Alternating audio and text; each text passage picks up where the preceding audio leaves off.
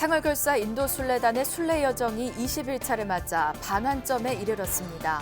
순례단의 육체적 피로가 누적되고 있지만 단원들의 굳은 의지와 의료진들의 보이지 않는 노력이 온갖 어려움을 극복하는 데 큰 힘이 돼주고 있습니다. 양산 통도사와 고창 선운사, 서울 봉은사와 생명나눔 실천본부까지 강진 피해를 입은 튀르키예를 돕는 각 사찰과 단체 도움의 손길이 꾸준히 이어지고 있습니다. 104번째 3.1절을 맞아 기획보도, 독립운동과 함께했던 우리 태극기에 담긴 사상과 가치를 살펴봅니다. 코로나로 인해 중단됐던 한중일 불교 우호 교류 대회가 올해 가을 강남 봉은사에서 열릴 걸로 보입니다. 한일 불교문화 교류 대회는 6월 금산사에서 열립니다. 조계종의 대북교류 전담기구인 민족공동체 추진본부가 올해 정전협정 체결 70주년을 기념하는 평화기원 대법회를 추진합니다. 남북 간 경색 국면 속에서 남북불교 대표회담도 성사될 수 있을지 주목됩니다.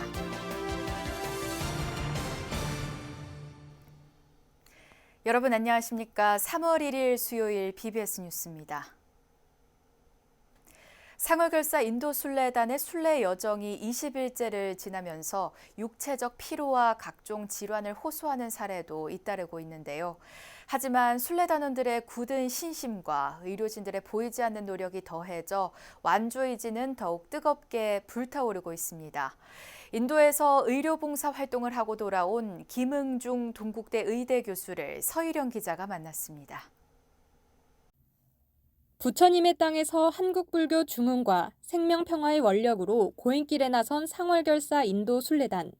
매일 새벽 2시에 일어나 하루 8시간 이상을 걷고 또 걷는 순례 여정으로 육체적인 피로가 누적되고 있습니다. 실제 달라진 환경에서 비롯된 배탈과 몸살, 오래 걸으며 생긴 물집과 관절 통증 환자가 하루 많게는 50명까지 발생하고 있습니다. 장염으로 인한 복통, 설사, 그로 인한 탈수 같은 것이 있었고 또 밤낮에 기온차가 상당히 심하고 또 무리를 하는 상황이라서 그런지 감기, 몸살 같은 그런 내과적 질환이 좀 많았고요. 무릎을 비롯한 여러 가지 하지의 통증, 관절염 같은 통증, 그리고 발바닥이나 같은 그런 발가락 등 물집, 그런 외과적 질환, 그 두 가지가 주죠. 사전에 예상됐던 이 같은 질병 외에 다른 복병도 있었습니다. 갑자기 수경지로 날아든 벌떼의 공격에 20명이 넘는 환자가 발생해 치료가 시급한 상황을 맞기도 했습니다. 한국에 추가로 수액 공급을 부탁해야 할 정도로 탈수 환자도 예상보다 많이 발생했습니다. 그래서 갑자기 벌들이 날아와서 하여튼 20-30명이 하여튼 벌에 쏘였습니다. 말벌 같은 그런 종류였던 것 같아요. 그때는 많은 분들이 힘들어하고 그랬던 적이 있었다. 그런 것들은 전혀 예상하지 못했던 일들이고, 설사 등으로는 탈수 환자들이 생각보다 좀 많았던 것 같아요. 그래서 하여튼 저희들이 준비해간 수액 같은 것들이 하여튼 많이 좀 생각보다는 소모량이 좀 많았습니다. 온갖 어려움이 이어지면서 인도 현지에 파견된 의료진은 몇몇 환자들에게 쉬는 게 좋겠다는 권유도 해야 했습니다. 하지만 대부분의 순례단은 강한 의지로 위기를 이겨냈고 한 명의 낙오자도 없이 오늘도 힘찬 걸음을 이어가고 있습니다. 열도 많이 나고 특히 이제 설사 그런 걸로 인해서 탈수가 많이 됐음에도 불구하고 저희가 좀 충분히 휴식을 취하길 권유했음에도 불구하고 그걸 이겨내고 이러는 분들도 종종 있었습니다. 하여튼 그런 걸 보면서 하여튼 강한 의지를 좀 느낄 수도 있었고요. 이제 완주까지 남은 절반가량의 기간. 피로가 누적된 상황에서 더욱 절제와 휴식이라는 기본을 지키는 게 중요하다는 지적입니다. 하여튼 본인의 체력을 잘 감안해서 휴식을 취할 때 충분히 좀 취하고, 음식물 섭취 같은 거 할 때 너무 좀 절제를 할까요? 하여튼 조절을 잘 하고, 물 같은 거 함부로 마시지 말고, 차가운 거 덥다고 차가운 거 함부로 마시지 말고. 치료를 위한 시간 외에 대부분의 시간을 순례단과 함께 걸었고 그때 만났던 인도 빈민들의 모습이 지금도 눈에 선하다는 김 교수. 중생을 사랑한 부처님의 자비심을 짧게나마 느낄 수 있었던 이번 경험을 오래도록 잊지 못할 것이라며 순례단의 남은 여정을 응원했습니다. 저도 같이 걸어왔기 때문에 좀 많이 어느 정도는 알겠습니다. 하여튼 상당히 그것이 힘들고 어려운 길이라는 것은 충분히 좀 이해를 합니다. 그렇지만 제가 봤던 여러분들의 모습은 뭐 굉장히 그걸 이겨내는 강인한 모습을 많이 보여주셨으니까 그런 강인한 모습으로 힘든 나머지 순례 기간을 잘 이겨낼 것으로 믿습니다. BBS 뉴스 서유령입니다. 상월결사 인도순례단이 오늘로 순례 21일차에 접어든 가운데 전체 순례 여정의 절반가량이 지나 순례가 반환점을 돌았습니다. 인도순례단은 오늘 하지푸르를 출발해 부처님이 열반의 길을 떠나기 전에 머물렀던 바이샬리까지 25km 구간을 걷는 순례길에 나섰습니다. 인도순례단은 바이샬리에서 최초의 비구니 교단이 탄생한 대림정사터와 부처님 사리를 최초로 봉안했던 근본사리탑터를 참배하고 내일은 바이샬리에서 다르파리까지 28km 구간을 순례합니다. 순례단은 이어 케샤리아와 사다우와 고팔간지, 두바올리아, 삐뻘 악가낙을 거쳐 오는 8일 부처님 열반지인 쿠시나가르에 도착할 예정입니다. 인도순례단은 오는 9일 쿠시나가르에선 부다가야 때와 마찬가지로 하루 동안 기도법회를 열고 부처님 가르침의 의미를 되새기는 시간을 갖습니다. 상월결사 인도순례단은 오는 10일 쿠시나가르를 출발해 세마라, 하르푸르, 브레터와 코리아를 거쳐 오는 14일 네팔 국경을 통과해 부처님 탄생지인 룸비니에 도착합니다. 상월결사 인도순례 기간에 또 하나의 의미 있는 행사가 열렸습니다. 동국대학교가 세계 최초의 불교 교육기관인 인도 나란다 대학의 맥을 이은 인도 라지기르 나란다 대학과 MOU를 체결하고 다양한 학술 교류를 이어나가기로 했습니다. 권송희 기자입니다. 세계 최초 불교 종합대학인 나란다 대학의 맥을 이어 지난 2014년 문을 연 인도 라지기르 나란다 대학. 조가족립 동국대학교가 지난달 24일 이곳 나란다 대학을 찾아 업무 협약을 체결했습니다.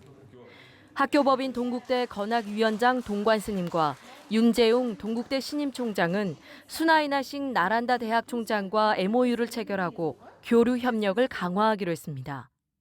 두 대학의 이번 업무 협약은 한국 불교학의 세계화와 더불어 한인도 수교 50주년을 맞아 상월결사 인도순례단의 불교성지 도보순례를 기념하기 위해 추진됐습니다. 이 자리에서 돈관 스님은 한국과 인도 불교학의 발전을 기대한다면서 동국대 장학제도인 지역 미래불자 육성 장학을 통해 인도 유학생 13명에게 장학금을 수여하고 학생 교류 확대 방안을 제안했습니다. 윤재웅 총장도 부처님 정신이 깃든 두 대학은 형제와 같다면서 불교학을 축으로 다양한 분야의 교류를 넓혀가자고 밝혔습니다. 두 대학은 교육과 연구 그리고 각종 문화 교류 분야에서 활발하게 교류가 이루어졌으면 좋겠습니다. 특히 불교학 분야, 한국어 및 한국어 교육 분야, 영화, 뮤지컬, 음악 분야 등은 동국대학교와 나란다 대학이 적극적으로 협력 교류할 수 있는 분야라고 생각합니다. 아울러 동국대는 나란다 대학에서 두 대학과 온라인으로 홍콩 대학교가 참여하는 국제학회를 열고 불교문화연구원 교수 정덕 스님의 한국 불교에서의 순례 논문을 발표하는 등 불교와 힌두 전통에서 순례 의미를 짚었습니다. 16개국이 다 사인을 했습니다. 사인을 해가 이제 만들어진 거고, 그래서 이제 보통 인도에서는 이 대학을 날란다 국제대학이라고 그러고, 그러니까 국제대학이니까 이 날란다 대학의 학생들도 한 32개국 정도에서 온 학생들이 이제 다양하게 교류하면서 이제 불교를 연구하고 이제 그런 곳이라 일반 인도 대학과는 좀 상당히 다른 곳이다 이렇게 말씀드릴 수 있습니다. 나란다 대학은 5세기에서 13세기 사이에 불교 학술 연구의 중심이었던 고대 나란다 대학을 계승하는 국제 교육기관으로 아세안 회원국들의 지원을 받아 2014년 개교했습니다. BBS 뉴스 권송입니다. 조계종 제24교구 본사 고창 선운사 주지에 경우 스님이 재임명됐습니다. 총무원장 진우 스님은 어제 한국불교 역사문화기념관에서 경호 스님에게 임명장을 전달하고 많은 경험과 출중한 능력을 바탕으로 교구 본사를 잘 이끌어달라고 주문했습니다. 이에 경호 스님은 총무원장 스님의 말씀을 잘 새겨 대중화합과 안정을 위해 최선의 노력을 다하겠다고 말했습니다. 경호 스님은 이와 함께 튀르키예 대지진 피해 복구와 경주 남산 열암곡 마에 부처님 바로 모시기 사업에 써달라며 3천만 원의 기금을 종단 공익법인 아름다운 동행에 기탁했습니다. 영축 총림 통도사가 지진으로 큰 피해를 입은 튀르키예 국민을 위해 모금 등을 통해 마련한 성금을 기부했습니다. 통도사 재무국장 현담 스님은 어제 한국불교 역사문화기념관 4층 접견실에서 총무원장 진우 스님을 예방해 튀르키예 지진 피해 복구 지원금 5천만 원을 전달했습니다. 진우 스님은 큰 금액을 내줘 감사하고 튀르키예 국민도 감사한 마음일 것이라며 모인 성금으로 곧 튀르키예 추가 지원에 나서겠다고 밝혔습니다. 서울 봉은사주지 원명 스님과 최진식 신도회장 등 신도회 간부들도 진우 스님을 예방하고 튀르키예 지진 피해 복구 기금 3천만 원을 기탁했습니다. 튀르키예는 뭐 아시다시피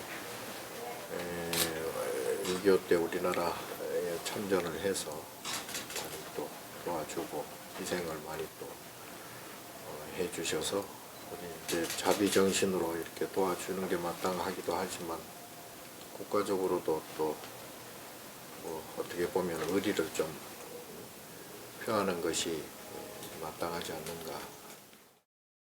원명 스님은 6.25 참전국으로 형제 국가인 튀르키예를 향해 이제는 우리가 감사와 고마움으로 보답하는 인연이 됐다고 말했습니다. 장기기증 희망등록 운동단체 생명나눔 실천본부도 튀르키예 돕기에 힘을 보탰습니다.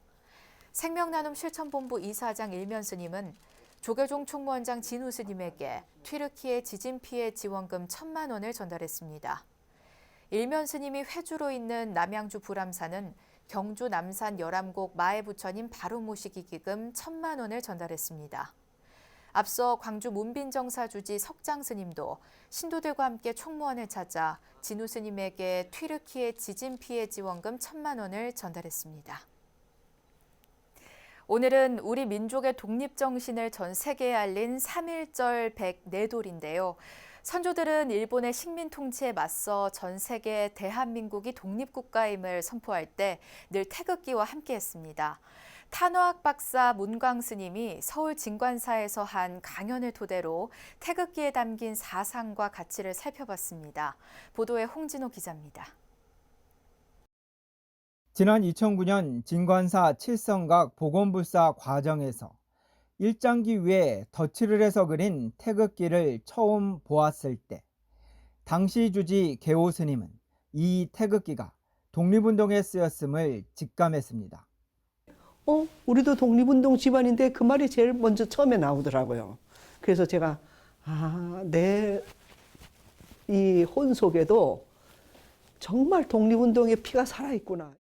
이후 이 태극기는 1944년 청주 형무소에서 순국한 독립운동가 백초일 스님이 사용했던 태극기로 인정되면서 지난 2021년 보물로 지정됐습니다.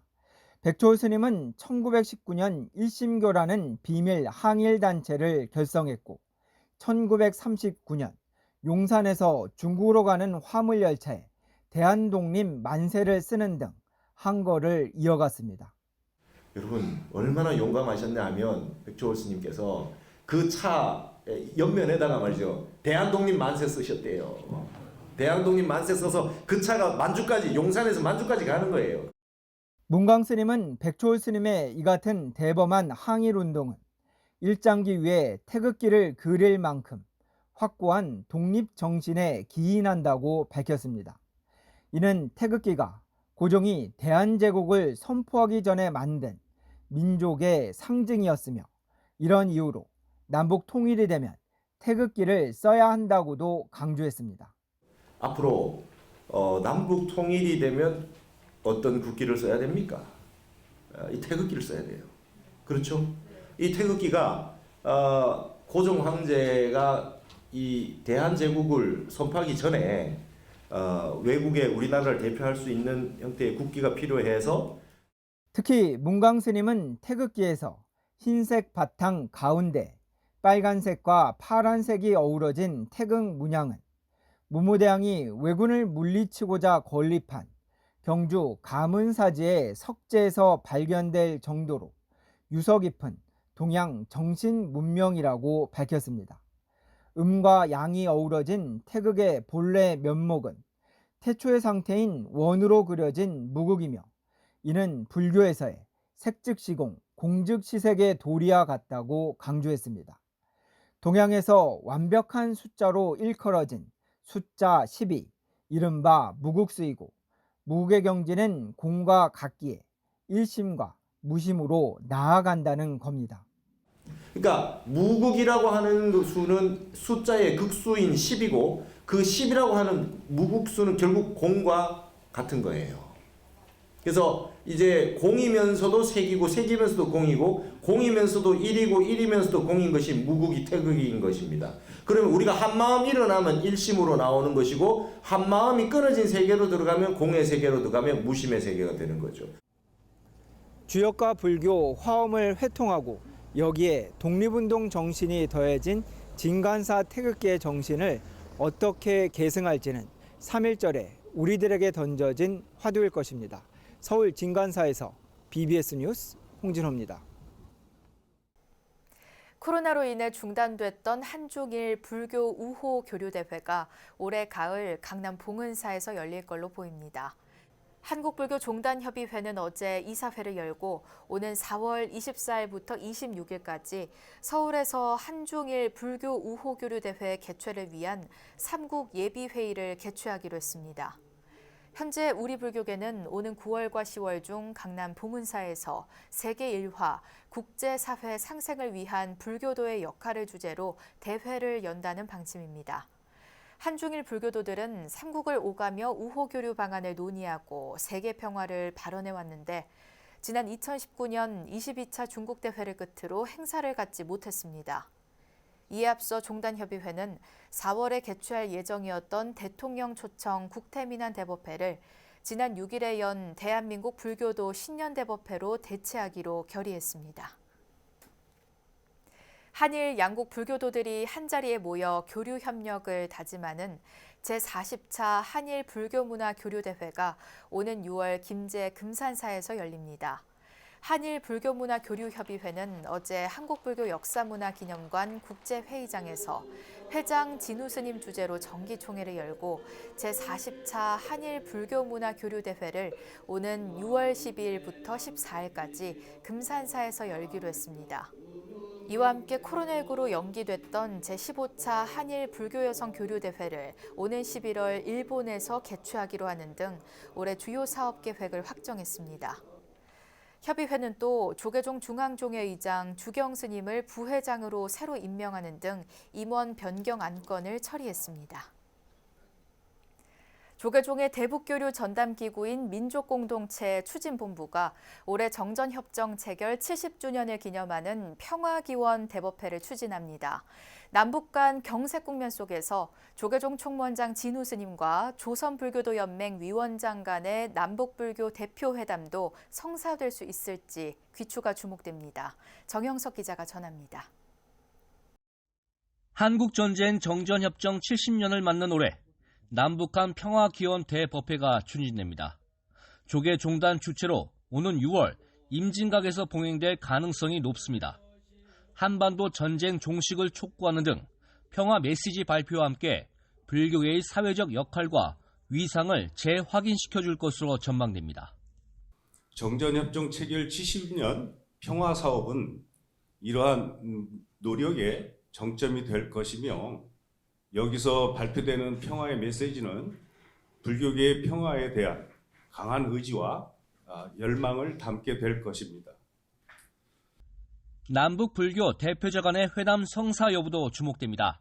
민주부는 올 하반기쯤 북한 평양이나 중국 심양에서 조계종 총무원장 진우 스님과 북측 대북교류 파트너인 조선불교도연맹 중앙위원장 간의 면담을 추진하고 있습니다. 남북 불교 대표자 간의 공식 만남은 조계종 전 총무원장 원행 스님과 강수린 조불련 전 위원장이 참석했던 2019년 2월 남북 공동선언 이행을 위한 새해맞이 연대 모임 행사가 마지막이었습니다. 현재 조불련을 대표하는 위원장 자리는 2년간 공백 상태인데 새 위원장이 정해지면 정체된 남북 불교 교류가 다시 활성화할 것으로 민주부는 기대하고 있습니다. 아무리 어려운 시기였을 때도 신앙에서의 대표회담이 진행됐던 선례가 있습니다. 그래서 대표회담을 빠른 시간 내에 민주부는 남북 불교계가 힘을 모은 금강산 신계사 템플스테이 복원 사업을 이어가면서 북한 불교문화재 보수 복원 기술 전수 사업도 구상 중입니다. 지난 2021년부터 시작한 평화통일노량 후원 사찰수를 더 늘려 미래 통일 사업에 대비한 안정적 재원 확보에도 힘을 쏟을 계획입니다.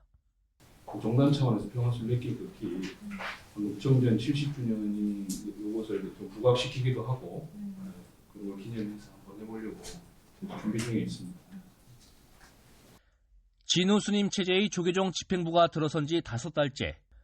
조불련 새 위원장 임명이 임박할 것으로 보이는 가운데 수년째 채택되지 못한 부처님 오신 날 기념 남북 공동 발언문이 오는 5월 발표될지도 주목됩니다. BBS 뉴스 정효석입니다.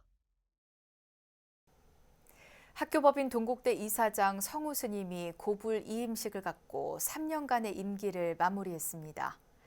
성우 스님은 어제 교내 정각원에서 제41대 이사장 고불 이임식을 봉행하고 그동안 함께해준 동국 가족들에게 감사 인사를 전했습니다. 모든 분들과 시절 인연에 깊고 깊은 감사를 드립니다. 그동안 동국 발전이라는 원력을 가지고 미력하나마 봉사하는 마음으로 헌신하였다고 자부합니다. 윤성희 동국대 제19대 총장도 정각원과 본관 3층 중강당에서 고불식과 이임식을 갖고 4년간의 임기를 마무리했습니다.